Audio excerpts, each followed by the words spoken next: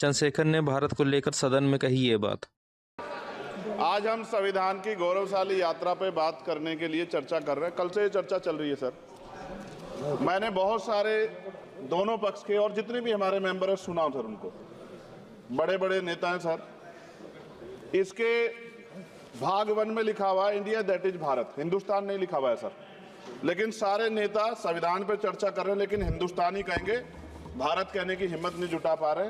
ये बड़ा सवाल है सर कि क्या संविधान के हिसाब से बात रखी जा रही है। मैं धन्यवाद दूंगा फूले साहू बाबा साहब अम्बेडकर को और मेरे नेता मान्यवर साहब श्री काशीराम को। 25 नवंबर 1949 को संविधान को सौंपते हुए डॉक्टर बाबा साहब अम्बेडकर ने कहा था कि 26 जनवरी 1950 को हम विरोधाभास भरे जीवन में प्रवेश करने जा रहे हैं। राजनीतिक जीवन में तो हमारे पास समानता होगी, लेकिन सामाजिक और आर्थिक जीवन में असमानता होगी। क्या ये चुनौती आज 75 साल बाद दूर हुई है? भारत ने 26 जनवरी 1950 को संविधान लागू होने के साथ खुद को एक संप्रभु लोकतांत्रिक और गणतांत्रिक राज्य होने का ऐलान किया।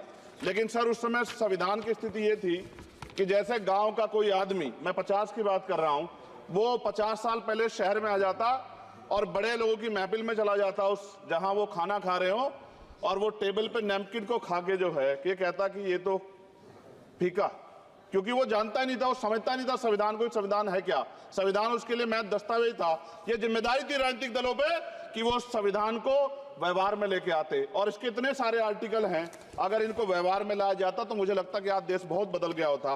बाबा साहब ने कहा था कि लोकतंत्र भारतीय भूमि का केवल ऊपरी पोशाक है, उनके अनुसार यहाँ की संस्कृति अनिवार्य तौर पर लोकतांत्रिक है। भारत जैसे गरीब और गैर बराबरी वाले देश में संविधान के जरिए छुआछूत खत्म करना, वंचितों के लिए सकारात्मक उपाय करना, सभी वयस्कों के लिए मतदान का अधिकार देना और सबके लिए सम्मान अधिकार तय करना, ये बहुत बड़ी उपलब्धि थी सर।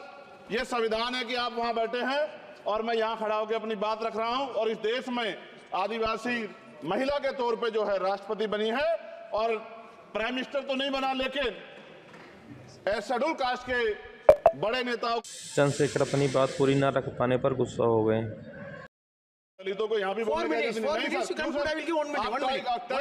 अगर सबको 4 मिनट दे दो, ये भेदभाव नहीं चलेगा दलितों के साथ। Time is 4 minute, don't waste. भाई सर आप चेक करो, अगर सबको 4 मिनट दिए तो आप मना करो, मैं बंद कर देता हूँ इसको। क्या दलितों को सबसे आखिरी में नंबर मिलेगा और बोलने का मौका मिलेगा? क्या मजाक कर रहे हैं सर आप? नो, ये all independent people are having only 4 minutes. You take sir, independent में अपनी पार्टी का मेंबर हूं सर, और जीत के आया हूं सर, किसी की दया में नहीं आया। Take 1 minute and finish sir. कल भी बोले तो एक दलीय पार्टी के लोग, आप मौका दो सर। मूछे रखने पर हत्या होती है, महिलाओं पे, छोटे मासूम बच्चों पर रेप हिंसा होती है। एनसीआरबी का डाटा देकर डर लगेगा। यही 1 किलोमीटर में संविधान को जला गया।